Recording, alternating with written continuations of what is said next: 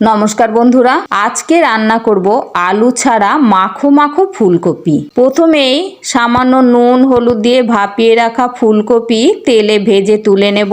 আবারও কড়াইতে অল্প তেল দিয়ে তাতে কালো জিরে, শুকনো লঙ্কা, গ্রেট করা আদা দিয়ে একটু নাড়াচাড়া করে দিয়ে দেব একটু বড় করে কেটে রাখা টমেটো আর চেরা কাঁচা লঙ্কা। টমেটো একটু মজে এলে দিয়ে দেব জিরে গুঁড়ো, ধনে গুঁড়ো, হলুদ আর কাশ্মীরি লঙ্কা গুঁড়ো।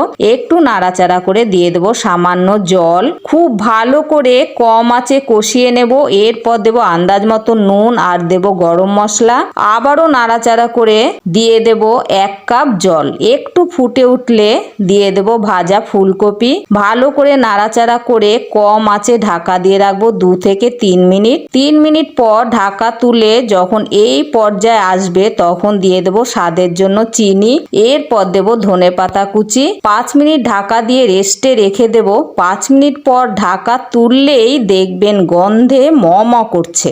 এই পর্যায়ে নামিয়ে ভাত, রুটি বা পরোটার সাথে পরিবেশন করতে পারেন। আলু ছাড়া মাখো মাখো ফুলকপি। ধন্যবাদ।